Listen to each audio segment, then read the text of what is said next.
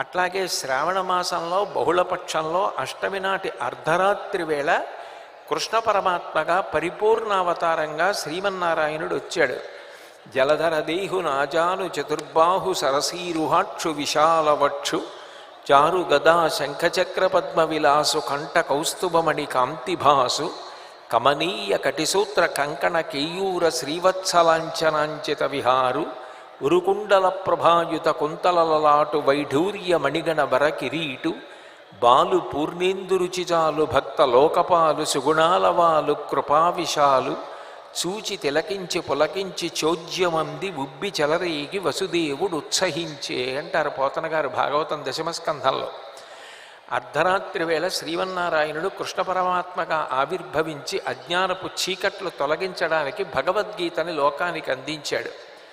అమ్మవారు గురుమండల స్వరూపిణి అయి గురుమండల రూపిణి అని లలితా సహస్రనామంలో అమ్మవారికి నామం.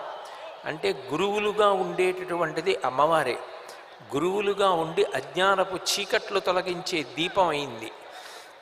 అదే భగవంతుడు మళ్ళీ కళావతారమై వస్తాడు. పూర్ణావతారం, పరిపూర్ణావతారం, ఆవేశావతారం, అంశావతారం, అంశావతారం, కళావతారం, ఇలా భగవంతుని యొక్క అవతారముల యందు విభాగం ఉంటుంది. కళావతారము అంటే రాక్షస సంహారం అటువంటివి చెయ్యరు. జనులలో కలిగినటువంటి అయోమయాన్ని తొలగించి మనకంతటికీ సరి అయినటువంటి మార్గాన్ని చూపించడానికి, జ్ఞానజ్యోతులను వెలిగించడానికి గురువులుగా వస్తారు. ఆ శ్రీమన్నారాయణుడే వేదవ్యాసుడిగా వచ్చాడు.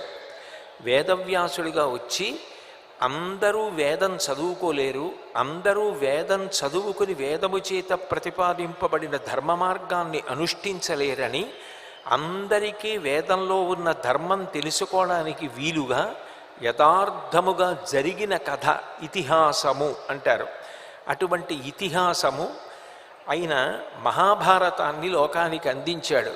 అందుకే వ్యాసుడి గురించి స్తోత్రం చేస్తూ నమోస్తుతే వ్యాస విశాల బుద్ధే పుల్లారవిందాయత పత్రనేత్ర ఏనత్వయా భారతతైలపూర్ణ ప్రజ్వాలితో జ్ఞానమయ ప్రదీప అంటారు.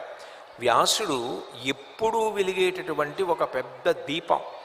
ఆయన వేదం చదువుకోలేని వాళ్ళందరూ కూడా చదువుకోవడానికి వీలుగా కల్పిత గాథ కానిది, యథార్థముగా జరిగినది మహాభారతాన్నంతటినీ లోకానికి అందించాడు.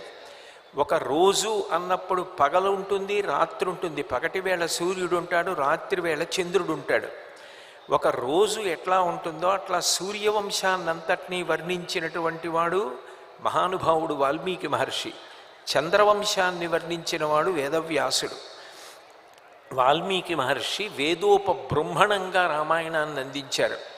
అందరూ వేదం చదువుకోలేరు కాబట్టి కల్పిత గాథ కాకుండా యథార్థముగా జరిగినటువంటి కథ ద్వారా భగవంతుని యొక్క అవతారము ద్వారా ఆయన ఎట్లా ఏ పరిస్థితులలో ప్రవర్తించాడో చూసి దానినే ధర్మంగా గ్రహించి మనందరం కూడా ప్రవర్తించడానికి వీలుగా రామాయణ కావ్యాన్ని మనకి